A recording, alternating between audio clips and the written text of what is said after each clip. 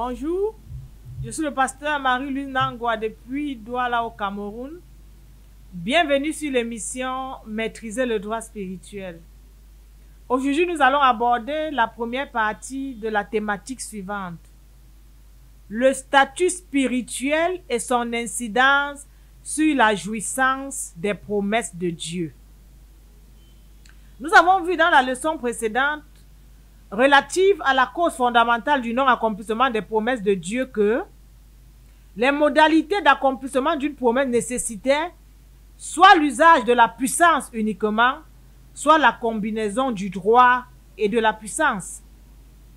J'aimerais que nous nous penchions sur la question suivante. Dans quel cas faut-il dire le droit? Dans quel cas la puissance seule suffit? Revenons aux 3 cas d'exemple d'exécution de promesses de Dieu que nous avons étudiés dans le cadre de la thématique précédente. Premièrement, la promesse de délivrance du peuple d'Israël en Égypte. Deuxièmement, la promesse de bénédiction des entrailles de Sarah. Troisièmement, la promesse d'enfantement du Sauveur par Marie. Pourquoi dans 2 de ces cas, la puissance a suffi à régler le problème et dans un autre, il a fallu plus que l'usage de cette dernière?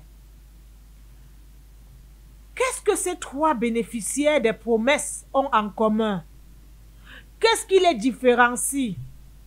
Intéressons-nous à la condition sociale des personnes impliquées, à leur situation par rapport à la société dans laquelle elles évoluaient. Il ressort de notre observation ceci. En Égypte, le peuple d'Israël était captif et esclave. Ils n'étaient pas libres de ses mouvements. Ils étaient devenus la propriété de l'Égypte, car un esclave est la propriété de son maître. Le peuple d'Israël n'était pas libre de partir de l'Égypte ou pas. Sarah, la femme d'Abraham, n'était pas captive. C'était une femme libre. Libre de choisir d'enfanter ou pas. Marie, bien que vivant dans une province romaine, n'était pas une femme captive, car la Judée était juste assujettie à payer un tribut à Rome, mais les libertés individuelles et religieuses étaient maintenues. Marie était libre de choisir d'accoucher ou pas. Nous pouvons remarquer que pour Sarah et Marie qui étaient libres, l'usage de la puissance a suffi, tandis que pour le peuple d'Israël qui était captif, il a fallu adjoindre à l'usage de la puissance le règlement d'un problème de droit. On peut donc conclure que, dans ces différents cas, la condition sociale des bénéficiaires de la promesse a déterminé le type de solution à apporter. Parce que les conditions dont il est question ici, les situations de captivité ou de liberté, ont une incidence sur le plan juridique, il est plus correct de parler du terme de statut. En guise de réponse à la question de savoir dans quel cas il faut utiliser le droit et dans quel cas il faut utiliser la puissance, je dirais ceci. Le statut d'une personne détermine le type de solution à déployer pour permettre l'accomplissement des promesses de Dieu. Permettez-moi de me répéter. Le statut d'une personne détermine le type de solution à déployer pour permettre l'accomplissement des promesses de Dieu. Certains parmi vous, rationnels à juste titre, me diront que l'on ne peut pas généraliser à partir de ce seul cas, qu'il s'agit peut-être d'une coïncidence. Eh bien, y a-t-il un autre exemple confirmant l'incidence du statut sur l'accomplissement des promesses de Dieu dans la Bible? Étudions le cas de Daniel à Babylone. Daniel chapitre 10. Daniel est ce serviteur de Dieu amené en captivité à Babylone pendant sa jeunesse et qui occupa par la suite des hautes fonctions dans cette nation. C'était un prophète et après qu'il ait eu une révélation lui annonçant une grande calamité, il a entrepris de s'humilier devant le Seigneur en observant un jeûne. Au bout de 21 jours de jeûne, un ange lui est apparu et lui a tenu ce langage que nous pouvons lire dans Daniel 10 au verset 12. Verset 12 à 13. Il me dit, ne crains rien, car dès le premier jour où tu as eu à cœur de comprendre et de t'humilier devant ton Dieu, tes paroles ont été entendues et c'est à cause de tes paroles que je viens. Le chef du royaume de Perse m'a résisté 21 jours. Mais voici, Michael, l'un des principaux chefs, est venu à mon secours. Et je suis demeuré là auprès des rois de Perse. Nous notons dans ce passage que Dieu a répondu à la prière de Daniel immédiatement après qu'il ait prié. Et il a envoyé un ange lui remettre cette réponse. Mais l'ange en question a été retardé pendant 21 jours par le roi de Perse. La réponse de Daniel a été retardée pendant 21 jours. Les rois de Perse de cette époque n'avaient rien contre le Dieu d'Israël et rien contre son peuple. La preuve en est que c'est l'un d'entre eux, nommé Cyrus, qui a ordonné la fin de la captivité du peuple d'Israël à Babylone. Il ne pouvait par conséquent pas s'opposer à une communication entre un ange envoyé par Dieu et Daniel. Le roi de Perse auquel ce passage fait allusion représente la domination, l'esprit contrôlant cette zone, l'esprit ayant un droit sur ce lieu. Cet esprit ne voulait pas que la réponse de Dieu à Daniel lui parvienne.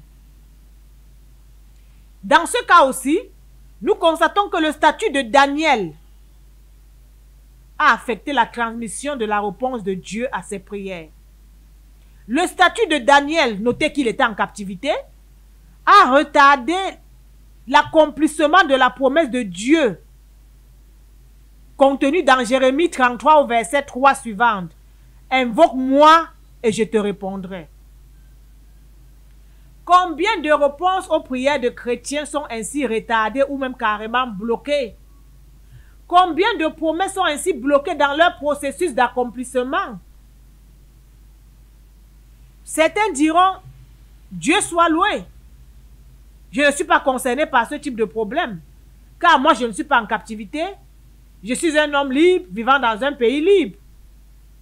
Donc moi je ne peux compter exclusivement sur la puissance de Dieu.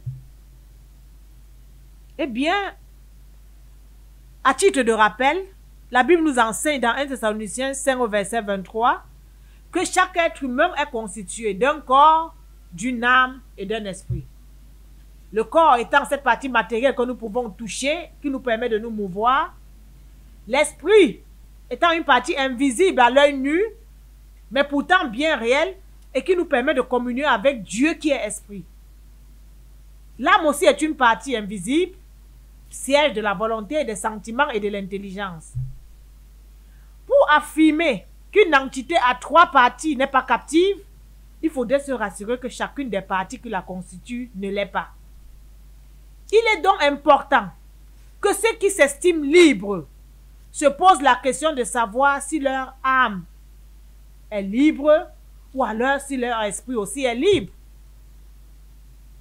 Retenons que, de même que le corps physique peut être captif, il existe une captivité spirituelle ou une captivité de l'âme.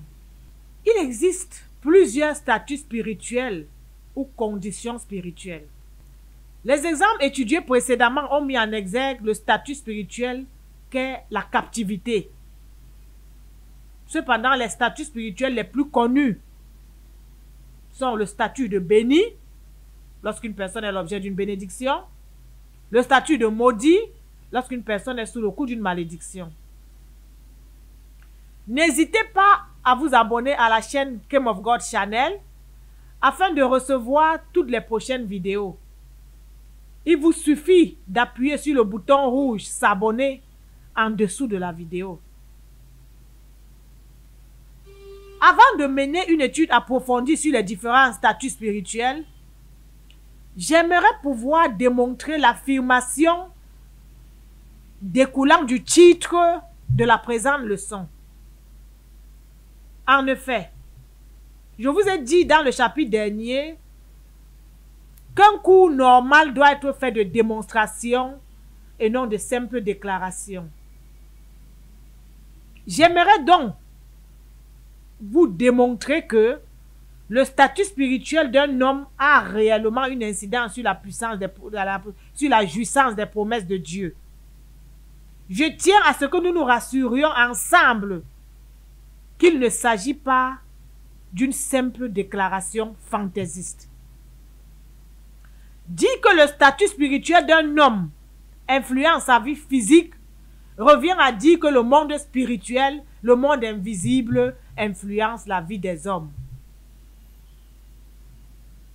Pour le prouver, j'aimerais que nous nous intéressions à la vie de Job.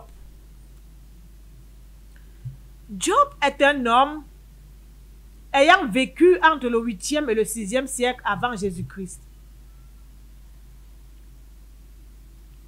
L'histoire de Job est celle d'un homme riche, intègre et juste, qui en un seul jour a été frappé par des malheurs graves, allant de la perte de toutes ses richesses à la mort de ses 7 enfants. Comme si cela ne suffisait pas, quelque temps plus tard, le même Job a été atteint d'une maladie de la peau grave qui le faisait souffrir cruellement. Face à cette situation, ses amis lui ont rendu visite et pendant qu'il pleurait sur ses malheurs, ces derniers ont estimé qu'il avait forcément des péchés cachés justifiant le châtiment qu'il était en train de subir.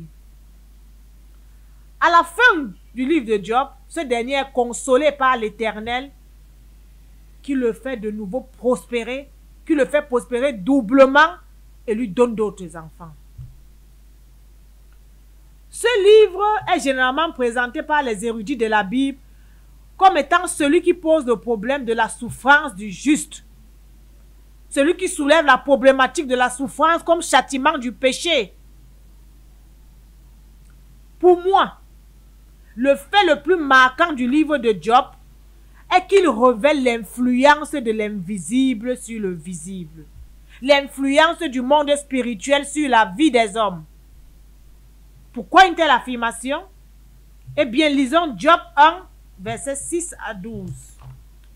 Or, les fils de Dieu vinrent un jour se présenter devant l'Éternel, et Satan vint aussi au milieu d'eux.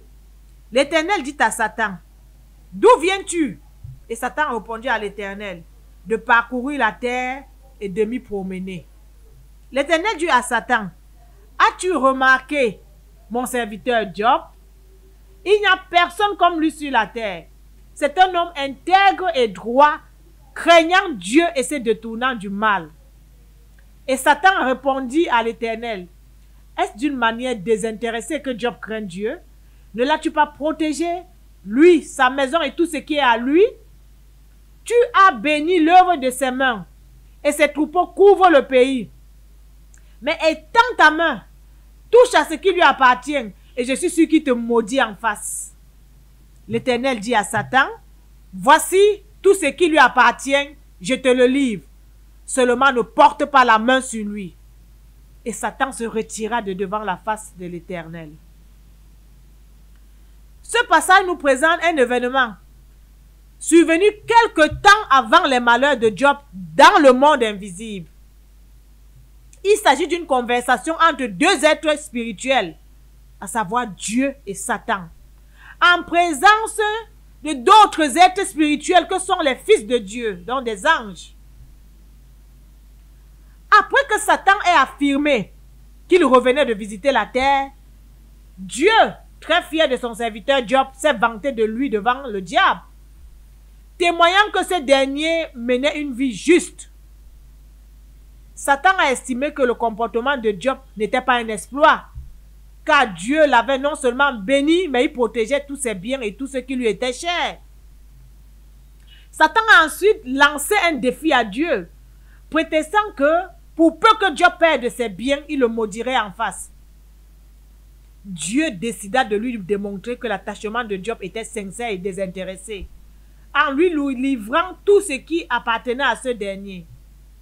Il renonça volontairement à bénir et à protéger Job afin d'éprouver ce dernier et autorisa Satan à s'attaquer à ses biens. Du jour au lendemain, la vie de Job fut bouleversée. Le passage de Job 1, du verset 13 au verset 19, relate la série de malheurs qui s'abattit sur la vie de Job. Nous pouvons lire le premier malheur de Job dans Job 1 du verset 13 à 15. Un jour que les fils et les filles de Job mangeaient et buvaient du vin dans la maison de leur frère aîné, il arriva auprès de Job un messager qui dit: les bœufs labouraient et les ânesses paissaient à côté d'eux. Des Sabéens se sont jetés dessus, les ont enlevés et ont passé les serviteurs au fil de l'épée. Et je me suis échappé moi seul pour t'en apporter la nouvelle. Nous lisons le deuxième malheur de Job dans Job 1 au verset 16. Il parlait encore lorsqu'un autre vint et dit: le feu de Dieu est tombé du ciel, a embrasé les brebis et les serviteurs et les a consumés. Et je me suis échappé moi seul pour t'en apporter la nouvelle. Le troisième malheur de Job est décrit dans Job 1 au verset 17. Il parlait encore lorsqu'un autre vint et dit: des Chaldéens formés en 3 bandes se sont jetés sur les chameaux, les ont enlevés et ont passé les serviteurs au fil de l'épée. Et je me suis échappé moi seul pour t'en apporter la nouvelle. Le quatrième, le pire, le plus douloureux des malheurs, destiné vraisemblablement à lui porter le coup de grâce, est décrit dans Job 1, versets 18 à 19. Il parlait encore lorsqu'un autre vint et dit: tes fils et tes filles mangeaient et buvaient du vin dans la maison de leur frère aîné. Et voici, un grand vent est venu de l'autre côté du désert et a frappé contre les 4 coins de la maison. Elle s'est écroulée sur les jeunes gens et ils sont morts. Et je me suis échappé moi seul pour t'en apporter la nouvelle. La conversation entre 2 êtres invisibles, présentée dans Job 1, verset 6 à 12, s'est soldée par une décision terrible de la part de Dieu. Voici tout ce qui lui appartient, je te le livre. Livrer quelque chose à quelqu'un, c'est abandonner la chose sous le pouvoir de cette personne. Ainsi, à travers cette décision, Satan a reçu le feu vert de Dieu pour détruire tout ce qui appartenait à Job. J'aimerais qu'en guise de récapitulatif, nous répondions à des questions relatives à l'origine des malheurs de Job. Qu'est-ce qui a provoqué le premier malheur de Job? Qu'est-ce qui a provoqué l'enlèvement des bœufs et des ânes de Job, ainsi que l'assassinat des serviteurs qui les gardaient?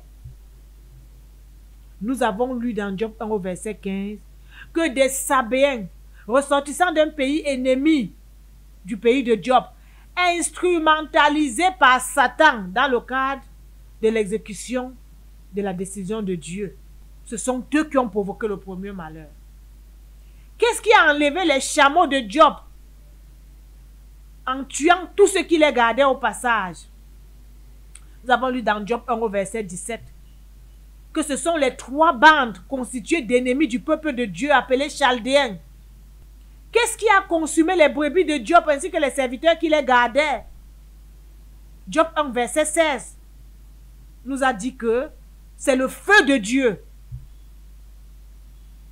Il s'agit ici d'un feu d'origine surnaturelle, provoqué par Satan en guise d'exécution de la décision, l'autorisant à détruire tout ce qui appartenait à Job. Qu'est-ce qui a provoqué la mort des enfants de Job? Le passage nous a dit: un vent venu du désert a renversé les 4 murs de la maison. Aux yeux des témoins, c'était un malencontreux accident dû à une catastrophe naturelle. Mais d'où venait ce vent qui, comme par hasard, a exécuté la décision de Dieu dont Satan avait la charge? Qui a envoyé ce vent? Il est venu en exécution à la décision prise par Dieu dans le monde de l'invisible. Au terme de l'exécution de la décision de Dieu par Satan, Job a perdu son troupeau, ses brebis, ses enfants. Il a perdu tout ce qui lui appartenait, tel que le stipulait cette décision du monde de l'invisible. N'est-ce pas la preuve que des catastrophes naturelles, des incendies, des vols, des morts peuvent être la conséquence d'une influence du monde spirituel? En poursuivant la lecture du livre de Job, on se rend compte que malgré ses malheurs, Job n'a point maudit Dieu. Il a même plutôt béni. Dieu, content d'avoir eu raison au sujet de Job, a évoqué cela dès la prochaine assise dans le monde spirituel. Nous pouvons lire dans Job 2, versets 3 à 8. L'Éternel dit à Satan, « As-tu remarqué mon serviteur Job? Il n'y a personne comme lui sur la terre. C'est un homme intègre et droit, craignant Dieu et se détournant du mal. Il demeure ferme dans son intégrité et tu m'excites à le perdre sans motif. » Et Satan répondit à l'Éternel, « Peau pour peau, tout ce qu'un homme possède, tout ce que possède un homme, il le donne pour sa vie. Mais étends ta main, touche à ses os et à sa chair, et je suis celui qui te maudit en face. » L'Éternel dit à Satan, « Voici, je te le livre, seulement épargne sa vie. » Et Satan se retira de devant la face de l'Éternel. Puis, il frappa Job d'un ulcère malin, depuis la plante du pied jusqu'au sommet de la tête. Et Job prit un tesson pour se gratter et s'assit sur la cendre. Cette deuxième conversation entre deux êtres spirituels se solda aussi par une autre décision ou entente concernant les os et la chair de Job.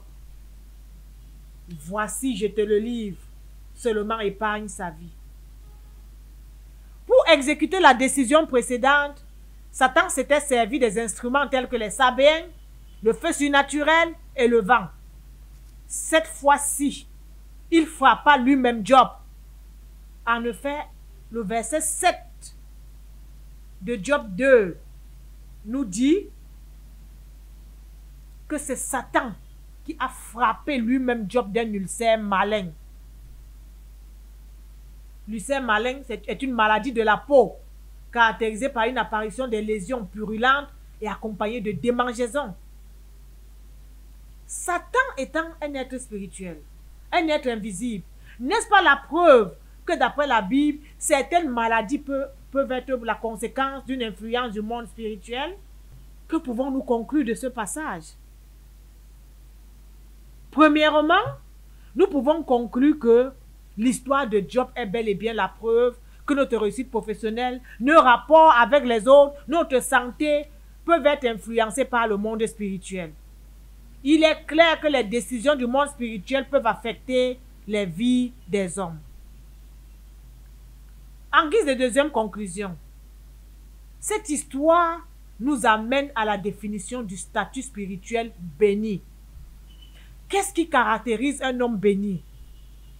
Nous apprenons en effet par la bouche de Satan que c'est parce que Dieu avait béni Job et le protégeait que ce dernier le craignait. Satan dit en effet dans Job 1 au verset 10, « Ne l'as-tu pas protégé, lui et sa maison et tout ce qui est à lui? Tu as béni l'œuvre de ses mains et ses troupeaux couvrent le pays. » Prêtez l'attention au mot béni. Tu as béni. Donc d'après Satan, c'est parce que Job était béni qu'il prospérait. Toutes ses richesses étaient la conséquence de ce statut spirituel. Ainsi, un homme béni est un homme qui fait l'objet d'une bénédiction qui a été déclarée par le monde spirituel comme devant jouir de certaines faveurs. nous pouvons aussi dire qu'un homme béni est celui qui jouit des promesses de Dieu. En guise de troisième conclusion, l'histoire de Job nous permet aussi de découvrir la définition du statut spirituel maudit. Qu'est-ce qui caractérise un homme maudit? Lorsque Dieu décide de livrer Job à Satan, il décide en fait de cesser de le bénir. Le statut de Job change. Il cesse d'être béni. Et il se trouve sous le coup d'une décision du monde spirituel visant à le faire passer par une série de malheurs et de souffrances. Sa prospérité matérielle s'envole, une maladie grave survient. Le nouveau statut spirituel, qui est celui de Job, est le statut de maudit. Job est désormais un homme maudit. Un homme maudit est un homme sous l'emprise d'une malédiction, un homme sous l'emprise d'une décision du monde spirituel ou du monde invisible visant à nuire à ses intérêts. Quatrième et dernière conclusion.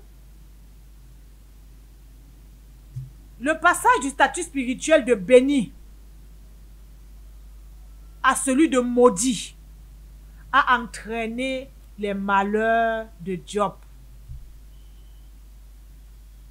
Le changement du statut spirituel de Job l'a privé de la jouissance des promesses de Dieu. Donc, le statut spirituel d'une personne a une incidence sur la jouissance des promesses de Dieu dans sa vie. Ce qu'il fallait démontrer. Je vous invite à vous abonner à cette chaîne, Kingdom of God Channel, afin de recevoir toutes les prochaines vidéos. Il vous suffit d'appuyer sur le bouton rouge s'abonner qui s'affiche en dessous de cette vidéo. Que Dieu vous bénisse.